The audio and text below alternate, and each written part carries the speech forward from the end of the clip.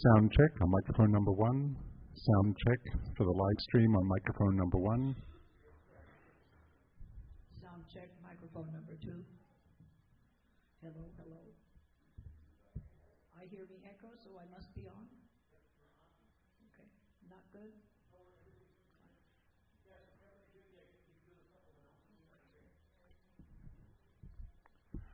Hello everyone, we're pleased to welcome you to World Accordion Day. We'll have our official welcome in just a moment, but we do have a couple of announcements to make. First of all, the museum facility itself, the main exhibition halls, will remain locked during the course of the day. We'll have the official guided tour just a little later in the festival, and also we have the doors open, so just while we're all busy in the hall here, anyone that comes into the museum will have to come here and see one of us first, so it just stops people inadvertently getting lost down in the exhibition. And also we have refreshments available at the back of the concert hall. I'm sure you've all found them. There's some lovely donuts and other good things there to munch on, and some coffee, tea and water and everything. So make yourselves at home and help yourself to those refreshments as the day goes on. Okay, we'll be due to start in just a few minutes. Thank you.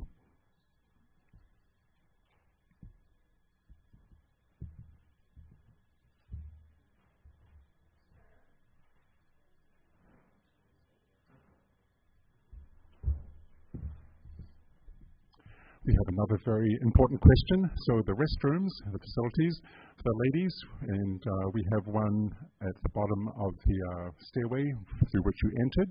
It's a unisex bathroom, so feel free, if it's more convenient, to avail yourself of those facilities.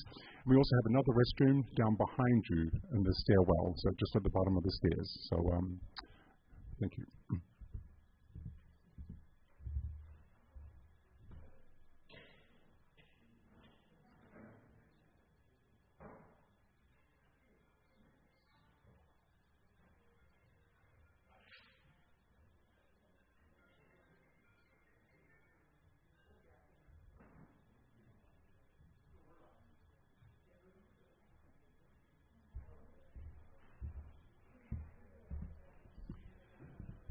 And before we start, we do have one further announcement. We had a water leak in the main bell tower just behind you, so the construction team have very kindly offered to come and repair that over the next couple of days to beat the weather that's coming in this weekend. So they're going to try and do their drilling at times that don't interfere with one of our presentations. But if by chance it does, we ask for your patience and kindness in allowing them to continue their work. And this morning we have mostly speaking and presentation of the instruments, so it won't disturb the music, we don't think. But if you do hear some drilling, you'll know what's going on. So we're just taking care of the bell tower behind you. Thank you.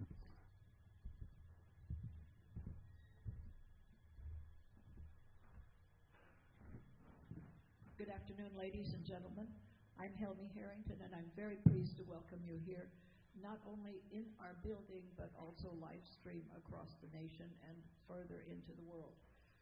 This is a celebration in favor of Cyril Damien's patent. So it's called World Accordion Day, and that's where it's celebrated worldwide. But it is not just the patent, it is all of the instruments that result from it. So we have 2 sessions today in which you'll become familiar with how many variants there are in the accordion world. Some are here that we'll talk about this morning. This afternoon, Kevin Friedrich will talk about those that are the traditional members of the accordion family. Before we get started, I want to recognize the fact that it says Harrington Art Center. That's my name. Okay, but it wasn't built just by me. It was built by many people who have contributed and kindly offered services and finances to make this wonderful place happen. When you see 1,400 instruments downstairs in display, you'll wonder how they all came to be here. And they're happy here, and we're happy to have them. But it wasn't overnight, and it was with a great deal of help. So I'd like to announce the names of the people who were particularly important in the building of this World of Accordions Museum. Gary Harvell was one of my dearest students and died unfortunately some years back, but he was a great help and was responsible for finding a number of the instruments downstairs. Linda, would you like to stand? Linda Griffith was one of our early board members and, in fact, a contributor in many ways, a travel companion and a friend for, I think, 8 years we were together, and that's a long time to be tolerant of what has to happen here. Audrey and Emil Meitzner both have now died, but great friends and members again. Same as Faith Defner. Some of you know that name through Titano and Pan Accordion companies, and Faith and I were friends for 40 years or more. And you'll see that there's a commemorative area in our library area for the American Accordionists Association, specifically to Faith and her husband. Charlie and Hani are my children, and of course they darn well have better help with the things that their mother is doing, and so I give them some credit at least. Carolyn Carver was our violinist in ensemble for many years, and we miss her dearly. Sue Spencer, Yvonne Martz, Willard Palmer are members of the board of directors. Anybody here stand up? Let's see, Yvonne is not here yet, but she'll be here later. Dr. Michael Middleton. You stand, there he is. And he joined us some years ago and is a wonderful friend, a student of mine from many years ago. Roger Schmitz, probably our most important person right now, and especially today, because he runs our live stream and because he knows how to do all of this stuff. I'm going to give him extra accolades and a tap of the cap. His wife will join us later. She is a helpmate. Shelby Setniker, one of our board members, and a very affable lady. When I can't get something done, she can get it done. And that's true for Kevin Friedrich, who is going to be our next speaker. He'll talk to you about the CIA, and he is on the board now for a number of years. A special recommendation from Faith Defner. He is our first vice president.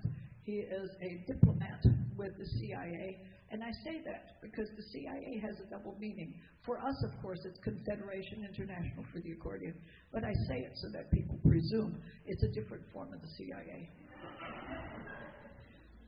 Tracy Gibbons, he's our accordion conductor. He's our band and orchestra conductor, and he'll be along shortly. Alex Meitzner, Dr. Bernard Mateys, Lauren Lindevig were all members of the board. Dee Langley, likewise. You'll hear her in performance later in the program. Joanna Arnold, Darrow. Here we go. She's going to have not only a display, but talk to you about her husband, Stan Darrow, who was influential in making this museum a reality. Janie Christensen, who is our secretary on the board and very capable at that. Stas Vinglevsky is our artistic director, but he's not here this time, so we regret that.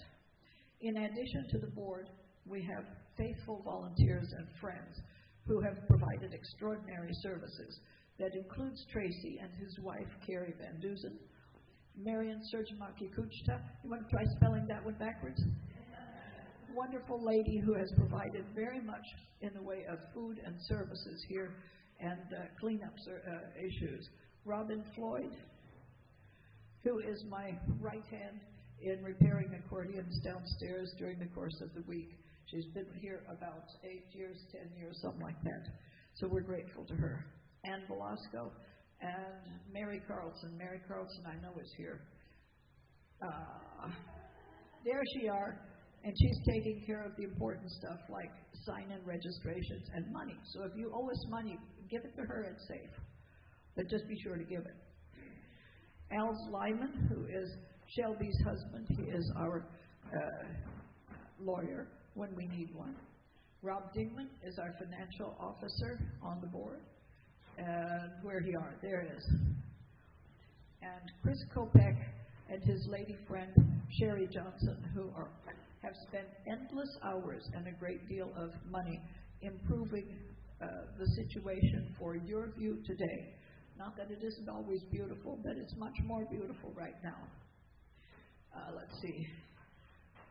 Again, special donors are my son Charlie and George Corletto, who is honored in the special area of the American Accordionists Association's archival collection down the hall and to the left.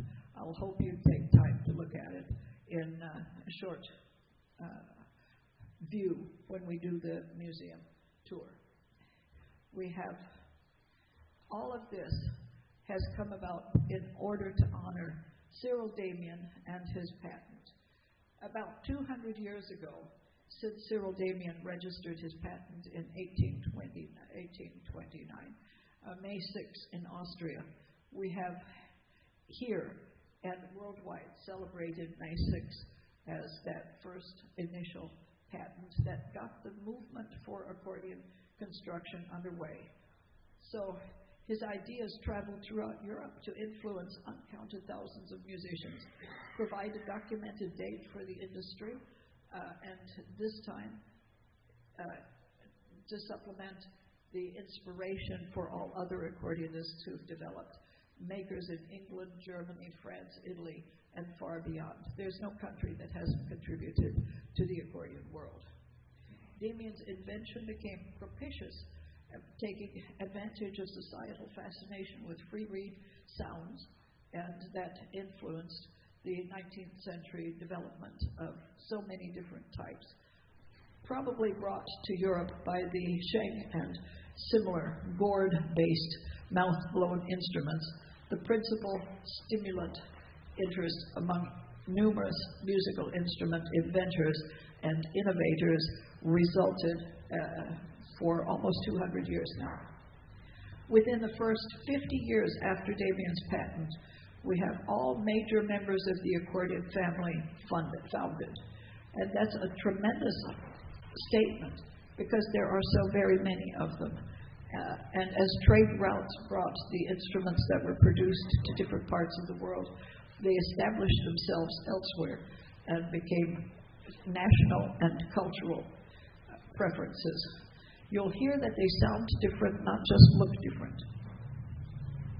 The free reed momentum developed and following and continuous today. 2 centuries have evolved, and so does the instrument. Initially, it was entirely acoustic. Later, it has added electronic enhancements, and probably into the future, virtual instruments may be the predominant form.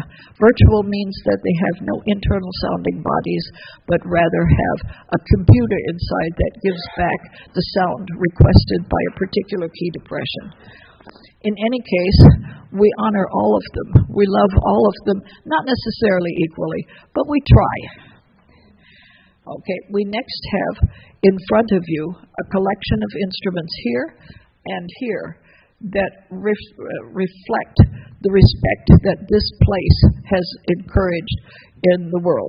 First of all, it isn't just what we acquired individually or what was purchased, because most of them were purchased, but those instruments like the ones in front of you that came in lump sum. I'm talking about the Alain Papineau contribution. 350 accordions came to us last summer because I met Alain in Washington, D.C. 25 years ago. On my 76th birthday, he sent me an email saying he'd like to donate his entire group of accordions, and he was a selective expert in antique accordions. He'd like to donate to the museum. So 6 members of the board packed themselves up, freed themselves from their physical and real obligations, rented a 24-foot truck, and brought them from Washington, D.C. to the museum. Tracy and Kevin drove it, and I don't know how they managed all of that, but it had to have been quite a big activity. You'll find the story written on our website, which Kevin runs. That's www.aworldofaccordions.org. So read it. I think it's just a lot of fun to read, and it gives you a different outlook on what it takes to bring a museum like this together. Again, I'm very grateful to be able to say we have friends of this caliber. Now, I'd like to turn over the program to Kevin, who will talk to you about the world influence that also exists for the accordion through the CIA.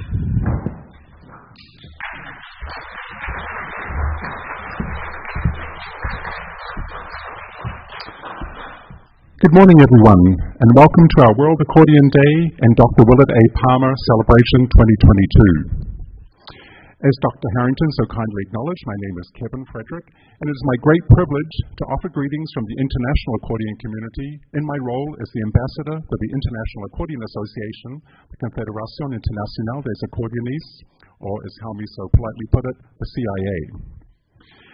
To give a brief overview of the CIA, our organization was founded by 3 countries, France, Germany, and Switzerland, in Paris in 1935, and has since grown to include now members from more than 40 nations.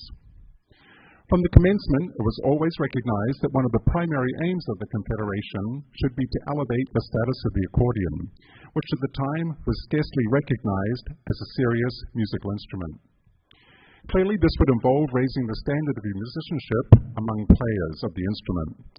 And with this objective in mind, the first World Accordion Festival for performers was established. Players were nominated by participating countries to compete for the Coupe Mondiale, which soon became internationally acknowledged as one of the highest distinctions an accordion player can achieve. In 1975, the CIA became the first instrument-specific organization to be accepted into the International Music Council, the largest non-governmental division of UNESCO. In addition to our many competitions covering classical, entertainment, and ensemble music, the CIA established the World Accordion Orchestra Project under the direction of Joanne Cochran Summers and a World Accordion Day celebration. Our first World Accordion Day was held on the 6th of May, 2009, marking the 180th birthday of the day the accordion patent was filed. On the 6th of May, 1829, Cyril Damian, an organ and piano maker of Armenian origin, accompanied by his 2 sons, Karl and Guido, filed the patent in Vienna, Austria. Consign number 1433 listed a new type of instrument consisting of a small box with feathers of metal plates and bellows fixed to it, making it easy to carry and play. The new instrument was 7 by 3.5 by 2 inches in size. The bellows were fixed above the box with 5 claves fixed below. The makers claimed it was possible to perform marches, arias, melodies, even by an amateur of music, and to play the loveliest of most pleasant chords of 3, 4, and 5 voices with little practice. The patent was approved a short time later on May 23, 1829. Since 2009, World Accordion Day has been very successful, generating a lot of positive publicity for the accordion. We applaud Dr. Harrington and the World of Accordions for having the vision to expand their already popular Dr. Willard A. Palmer Festival to include World Accordion Day celebrations. Dr. Harrington, the curator of World of Accordions Museum, has dedicated several decades of her life to preserving and documenting the story of the accordion. Her detailed research and studies have seen her formulate a comprehensive historical accordion biography. Our World of Accordions Museum is nationally and internationally recognized as holding the world's finest and most comprehensive collection of accordion family instruments in the world, featuring more than 2,000 instruments covering the almost 200-year lifespan of the accordion. Related cultural and historical documents, recordings, and books are preserved in the Accordion Resource Center. Libraries house the periodicals, music study books, accordion patents, accordion histories, world history, manufacturing sources, general references, arts, and technology books.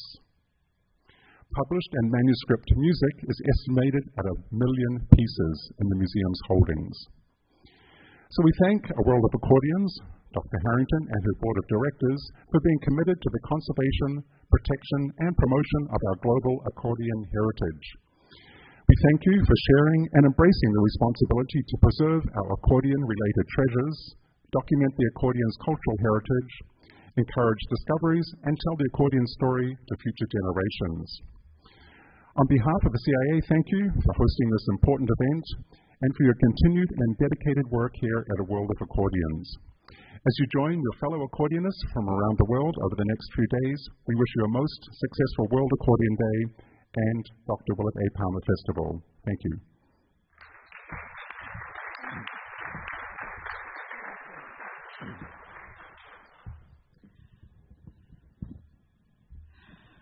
We're going to start with a small review of the instruments, which Kevin will handle and show you in some detail better than I can. So we'll start with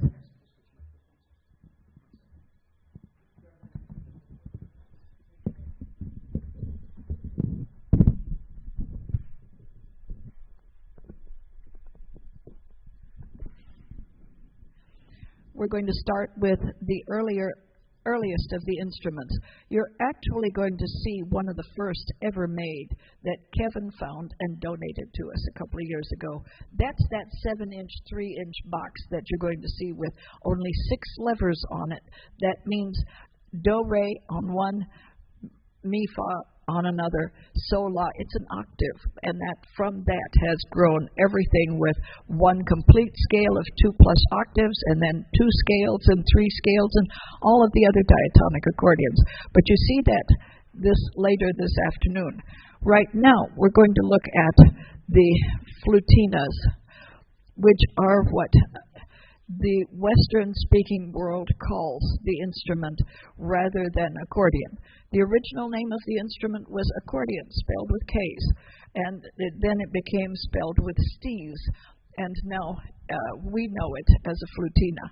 One of the things that I'm impressed by is that Elaine Papineau made such effort to find instruments, period, to preserve them in his apartment in Washington, D.C., which was not large, and had wall-to-wall, floor-to-ceiling accordions all the way around.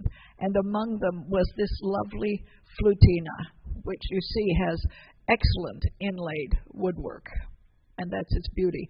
Of course, it has a minor problem, as most of them do. She separates out. So we have accordions to fix now in multitude.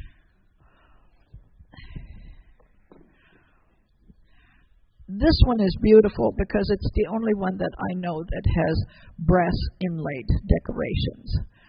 The keys are abalone, which is the inside of a shell, and sometimes they break off.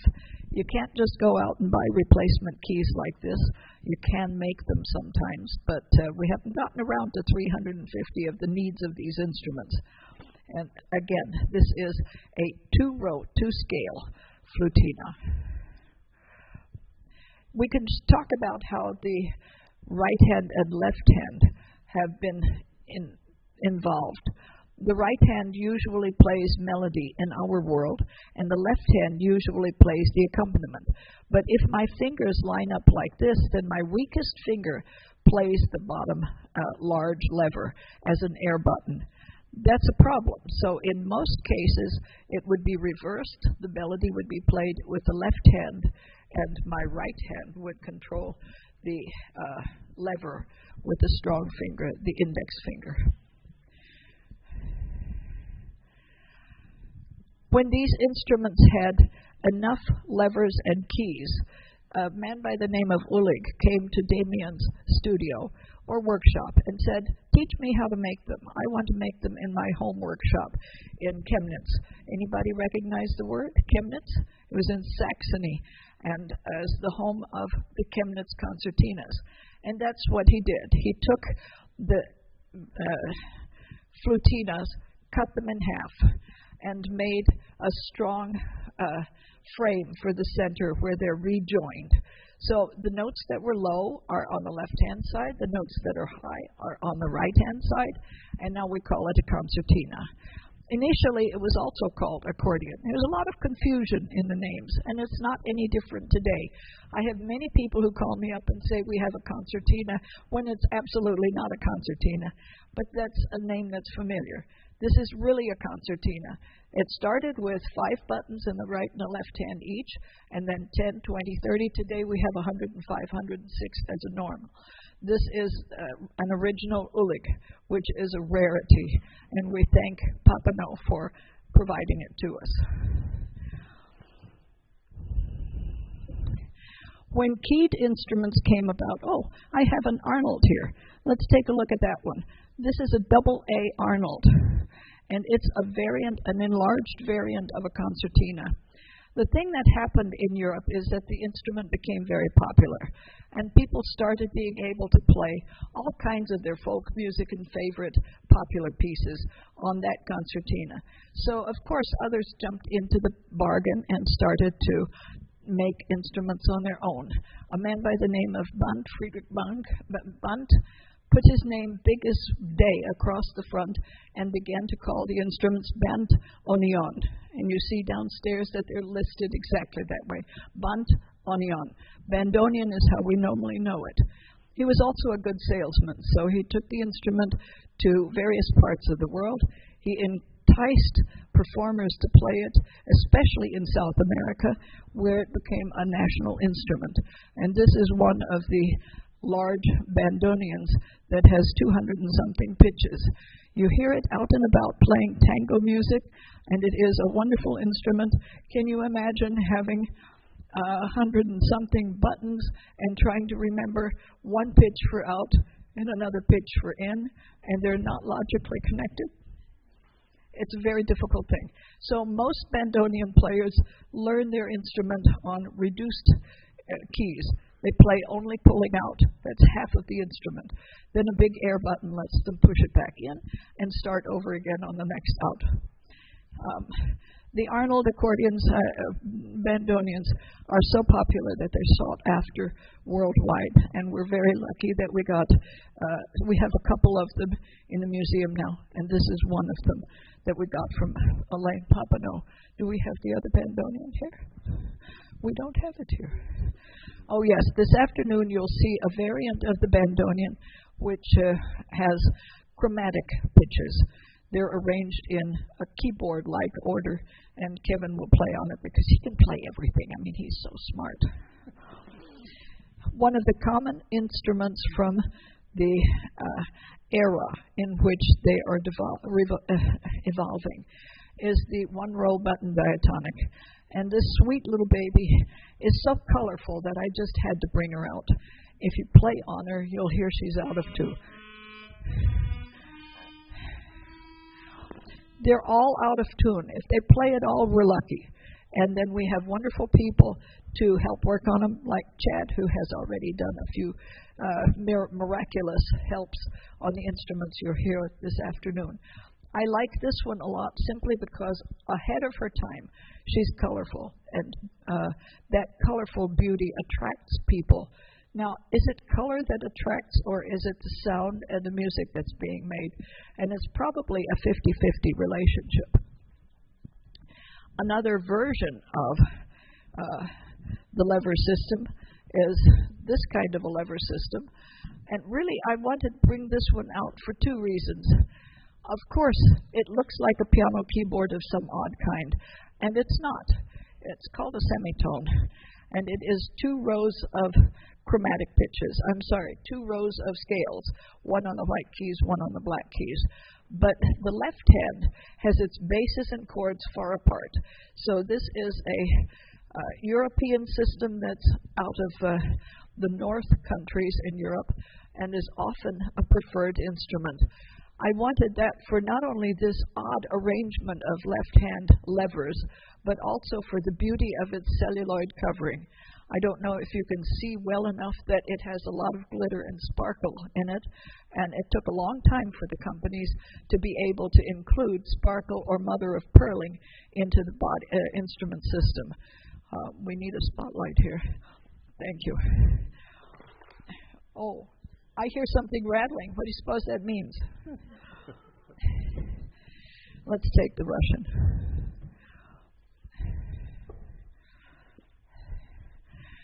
The only Russian accordion that we found in the Papineau collection is this one. And she is a 1 scale in the right hand and several basses and chords in the left hand. It's a Stradella, but not a Stradella system. So it looks like something that is major minor 7 related, but it's not. Here, let's change. I got it.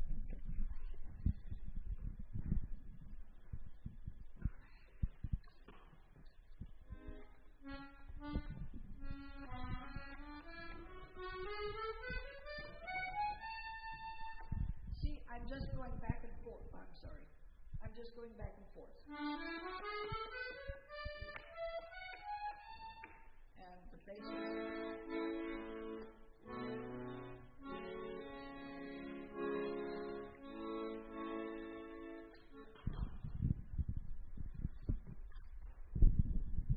It's so hard to keep my hands off these wonderful creatures.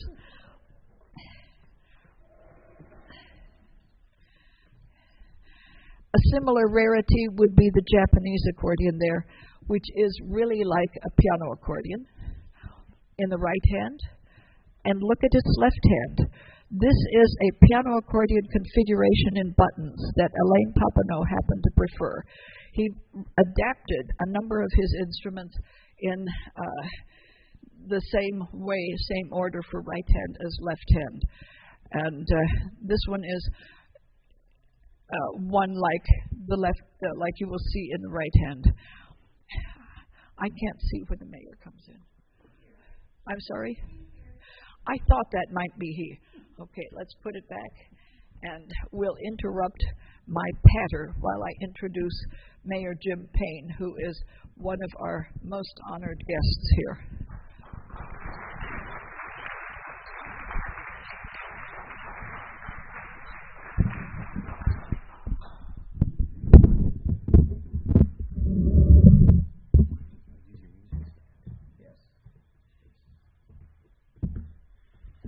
Thank you, Dr. Harrington, and good morning, everybody. Welcome to, is tomorrow actually World Accordion Day? I didn't check today. Well, that, for me, in this office, marks the beginning of springtime in Superior. This was when I was first elected mayor a little over 5 years ago. This was one of the first public events that I was invited to do, and I'd known that the museum was here, but I'd never explored it. I was invited to come and explore it, and I very quickly, in a matter of minutes, realized that this is one of the most important resources within the city. It is, and I mean this, and will say it to others, the most important museum that we have in not just Superior, but possibly in the state of Wisconsin.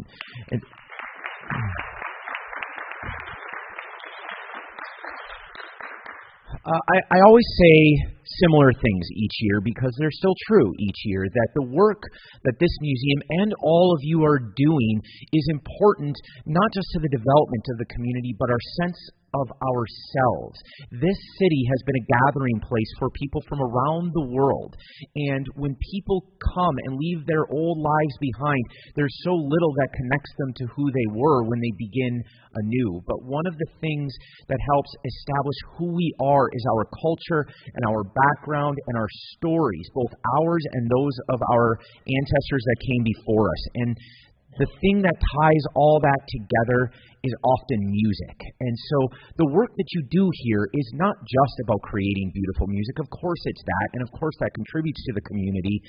It's about tying us to our past and to who we are now, and to bring diverse peoples together. This one instrument, which is far too narrow a word to describe far too broad a genre of music, but this one instrument ties different peoples and cultures and communities across the globe together and lets you tell stories together and bind us. And it becomes the story of what Superior really is, a gathering place of people from somewhere else to build something that came to build something new and better. And so what I wanted to celebrate this World Accordion Day, before I read the three proclamations that I'll be honored to give, I've always talked about how well you celebrate our past. But it's time to start thinking about what you can contribute to our future, because that was the reason so many people brought their accordions across the ocean to settle in this place, was to build a new life. Superior needs culture, and it needs music, and it needs art. And there are few institutions better at doing that than museums and musicians. And so I want to help you take the music out of this museum and to bring the community into it. And of course that takes money. And so last year I promised that I would help fund the museum. I haven't delivered on that promise yet, but I'm getting so close.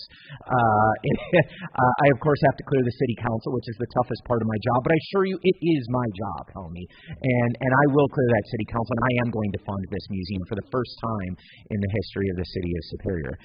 And then I'm going to do it again and again and again, to make sure that you can do more than what you've been doing. This museum has demonstrated that on its own, the people that organize it and lead it and participate in it are capable of accomplishing your mission. You've been doing that, but I want to call you to more, and I want to do my part in that, and I want the community to do its part. And so we are going to pass the very first grant for the World of Accordions Museum this year. And then we're going to get working on the second one so that you can continue to do what you are so passionate about and do what I always hope passionate people will do in this community, which is to make more passionate people. I want you to make more people that love the accordion and the music that it creates. And if possible, and this is a little crazy, but make more accordion players. Teach more people to play so that you are not the last generation that loves this music.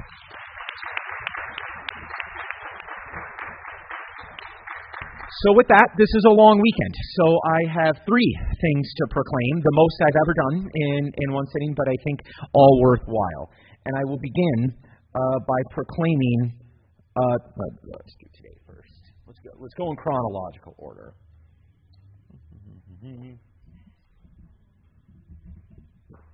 I guess wrongly each time.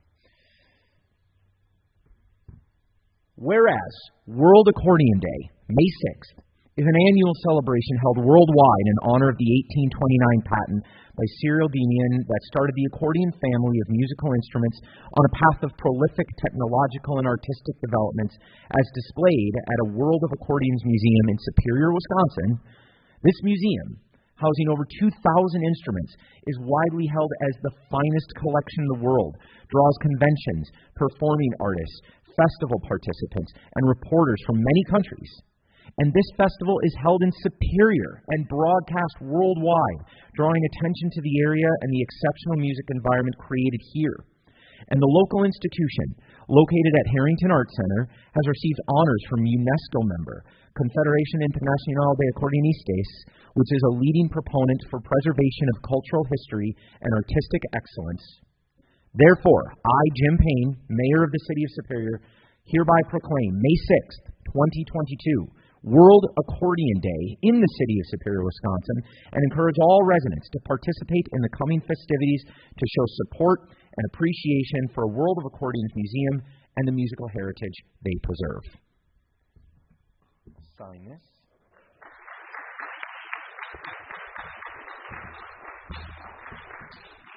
Let's finish out the weekend.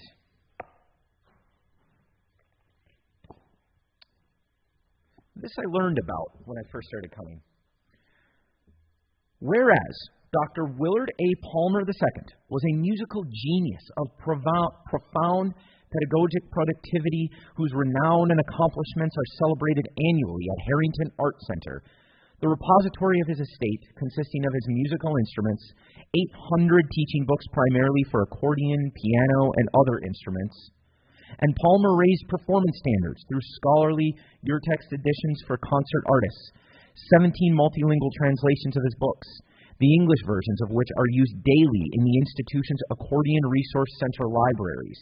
And Palmer was an important inventor whose instrument designs have influenced the accordion world since the 1940s, and his musical instruments are demonstrated and explained daily. And the Palmer arrangements are taught in music classes at Harrington Art Center and worldwide, and his original compositions are used in music lessons, concerts, and technical studies by thousands of students daily. And Harrington Art Center at Superior, Wisconsin is known as the Worldwide Reference Center for Palmer Studies. Therefore, I, Jim Payne, Mayor of the City of Superior, do hereby proclaim tomorrow, Saturday, May 7th, 2022, as Dr. Willard A. Palmer Day in the city of Superior, Wisconsin.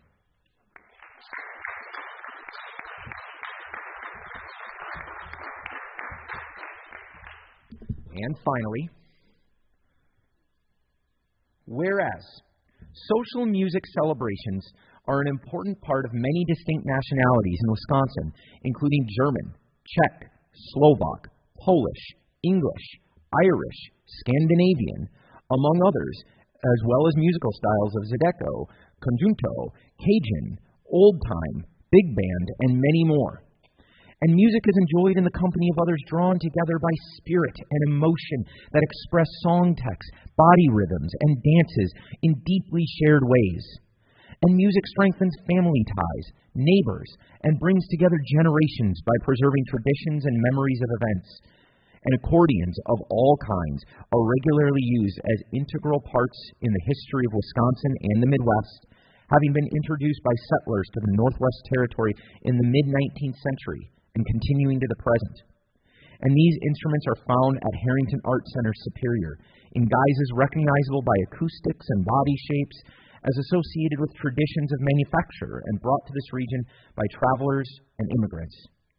And Harrington Art Center is well known as a music center of exceptional breadth, its events being broadcasted throughout the United States and into Europe. Therefore, I, Jim Payne, Mayor of the City of Superior, hereby proclaim Sunday, May 8th, 2022, as Social Music Celebration Day in the city of Superior, Wisconsin.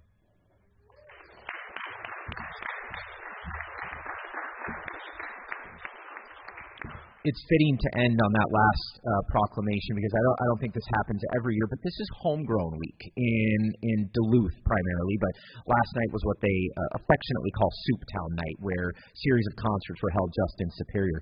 But it's a celebration of locally created music, and I think it's great to remind the broader community that is so invested in guitars and drums and modern musical instruments that we've been growing music here in Superior for over a century.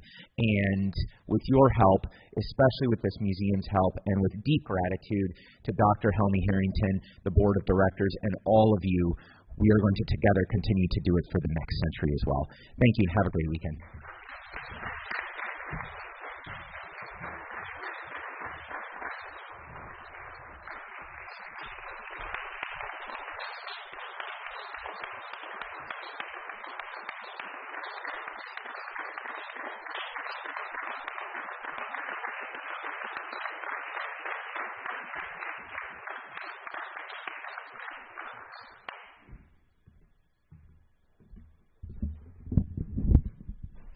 we love Mayor Payne. And on top of that, we appreciate his inspiration, his insight, his good words, and his good intentions. And he's just such a nice man, too. You can walk up and talk to him. That's not been generally possible. We thank you for your participation and your encouragement. Thank you, sir.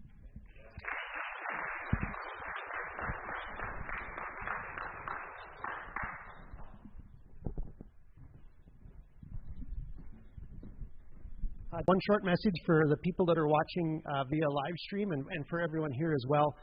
We do have a GoFundMe project set up. We're working on collecting some money for some building maintenance. And so please, the mayor has committed to helping to support this museum. So please join the mayor and join the city of Superior in supporting all of the great things that are going on at this museum. So for those watching on live stream, there is a link showing up on your screen right now. You can go to our GoFundMe page. That link should also be in the description of the video if you just want to click on it. We appreciate your support.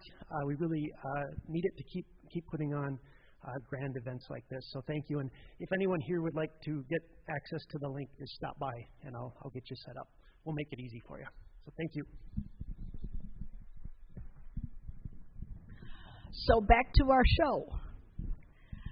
We were just talking about accordions that have keyboards look like piano arranged in buttons, and here we have one from Italy by the Dallapé Company. Now this one has the row of 4 buttons, which are really Stradella organization. That means bass, fundamental bass, and major minor 7th chord, or counter bass, fundamental bass, and major minor. The rows of buttons here are C, D, E with the sharps in between. And that's, I think, a very interesting concept that Alain Papineau encouraged. I suspect it's what he enjoyed playing. A variant of that would be the chromatic accordion as we are told, was developed in Russia. Of course, the Germans object to that. Germans say it was developed by Walter. So there you go. Accordions almost tell you the truth because this one's Italian, so that doesn't fit either way. Chromatic means that the rows are by individual pitches, C, C sharp, D, D sharp, E, F, and so forth, and the left hand is Stradella. What do you say, Kev? Notice that these accordions are beautiful. They are inlaid now. It reflects the importance that the maker has, not just towards the inside and the playing capacity of the instrument, but the beauty of its outside as well. Most people look at it the other way around. They want the beautiful rhinestones and glitter, and they don't care so much what goes on inside. But we do it both ways. We look at it both ways.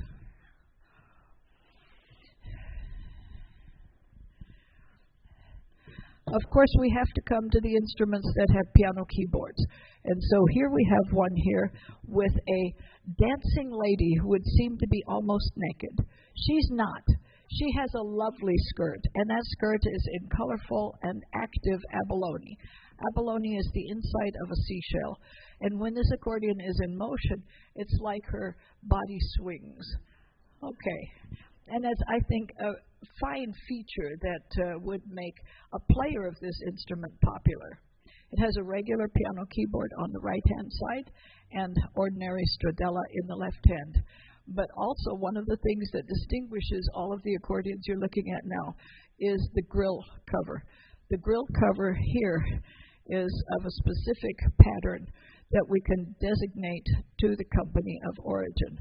Now, one of the companies that makes this particular kind of thing is, well, they all have their own specialties and their own special features. The German style and the East German style, Klingenthal, and many of them borrow from each other. So there's a lot of Italian Klingenthal here for its designation. Let's go to the next one.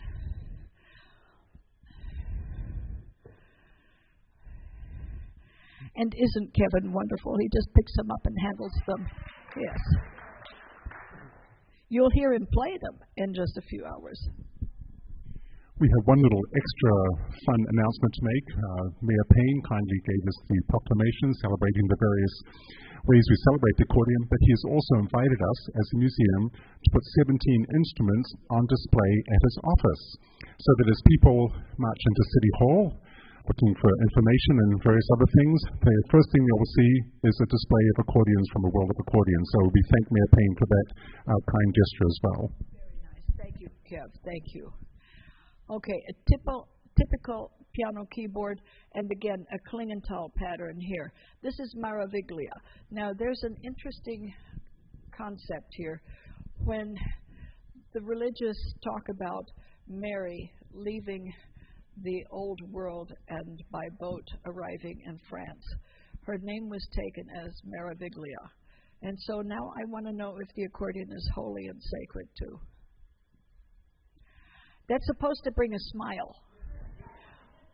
Anyway, Lyon and Healy made beautiful accordions with inlays as well as decals. Notice that this one has sparkles in its celluloid finish, and that took a long time to develop too. It also has shifts in the right hand, which are thumb-driven. Shift is that which, like a rank on an organ, changes the sound of the instrument, usually by octave. In some cases, by more than that. Thank you. Again, a beautiful exterior is this one coming up next.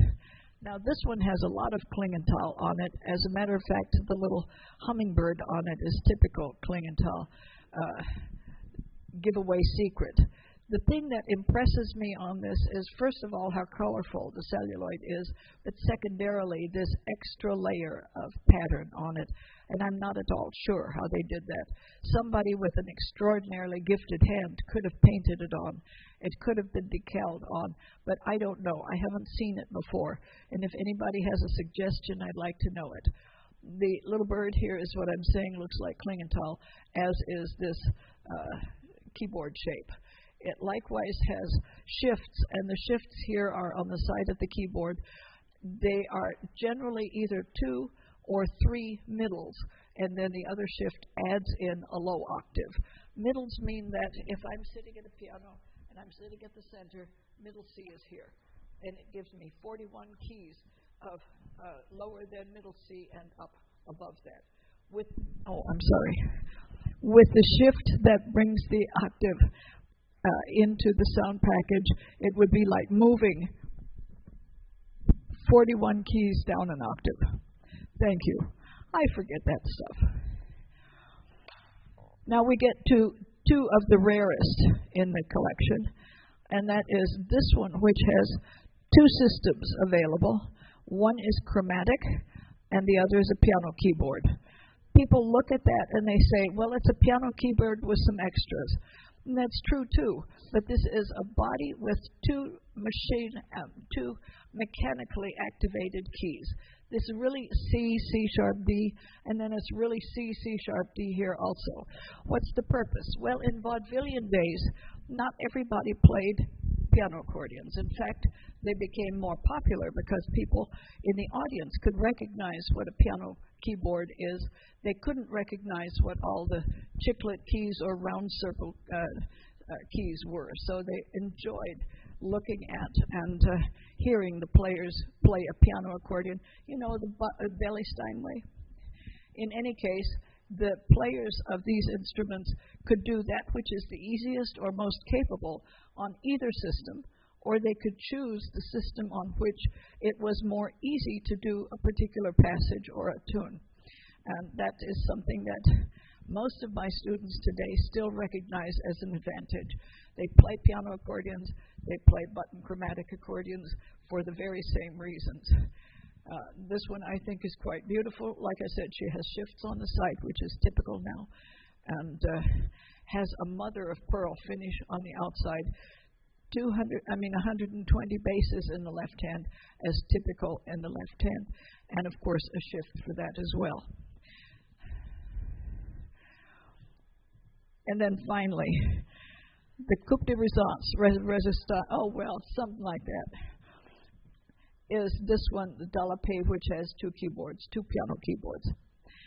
A couple of well, I guess it's a couple of years ago now, Kevin sent through a picture of an instrument like this that he found in Canada and had restored for, I don't know, a period of time in Italy, and was playing on it. And my heart just leaped and said, "How come you got that?" And I said, "I want one." Well, that was the end of that, because these aren't common instruments. When we were picking out the Papineau instrument, well, we didn't pick them out. They were already cased. And I just happened to open a case. The second case that I opened was this instrument, and my heart leaped to my mouth. I couldn't tell you how happy I was with it, because it would have been the very thing that I would have wished for first. 2 piano keyboards, they're usually separated by an octave. And she's beautiful to boot. Notice Dallapé has pictures on the center. That's because these models were based on the ladies of his family who are pictured on the front. Let's see, we have another one like that with a picture on the front. I guess she didn't make it up here. Anyway, I am so delighted that we have this wonderful instrument, and Kevin doesn't have the only one in the world. Kevin has his own accordion museum in Dargaville, New Zealand, but that's too far away to visit, so now we have one here. Okay, anybody have any questions? Or yes, ma'am.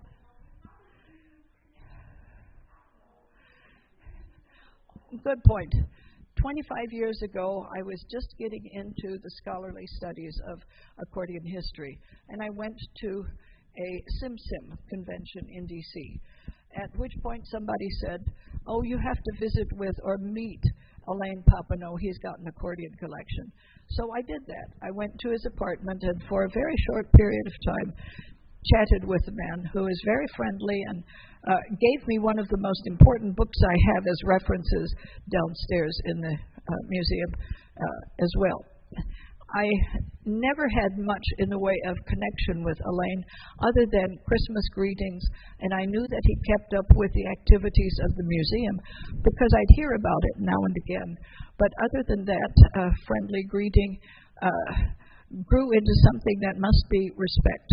And so, again, 25 years later, he remembered, and he offered us the whole of his accordion collection. Isn't that just something remarkable? He lives in France. He has an apartment in D.C., and Kevin has visited with him at least once and has another meeting in Paris coming up. So,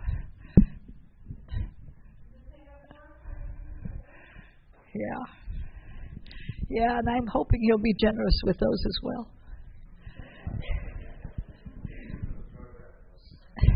A little further, we have to swim a little bit too. Okay, if there are no other questions, yes, ma'am. Who is actually credited for developing the Stradella? Good question, but my best guess, and it's a guess because I don't think it's documented, is Dallapé. I'm sorry? Oh, the question is, who is credited with the development of the Stradella system? Actually, it evolves over a long time. It evolves over diatonic accordions with one row that have what they call Stradella system in the left hand. Push in and you have a tonic, pull out, you have a dominant. And the button above or below has some relationship to our circle of fifths. And so that's already the onset of Stradella. But I think the Dallapé company in Italy developed those accordions that have more buttons, that have the arrangement we're familiar with along the circle of fifths and fourth, B flat, F, C, G, D, and so forth, and then bass, counterbass, major, minor, 7 and diminished, although they were of a lesser number in those days. That's what I think. It's almost a question. You can't rub your nose on this. This is Chad Walker, who knows as much about accordions as we would wish anyone to know. Any other questions? Well, then let's circulate and chat. We have a few minutes of free time, and then we'll have, I think it's lunch coming up, right? That's always a fun activity, right? Thank you for your attention, and I appreciate being here.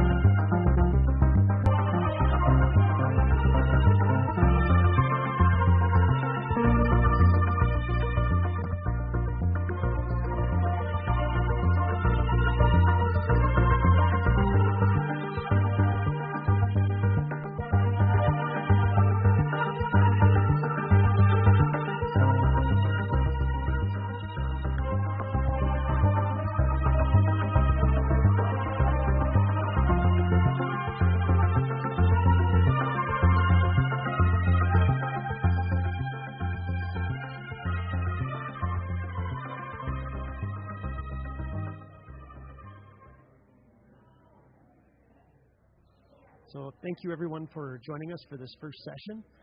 This is coming to a close now. We will be going live again at 1 p.m. We will have Joanna Darrow from 1 to 2:30 at 2:45.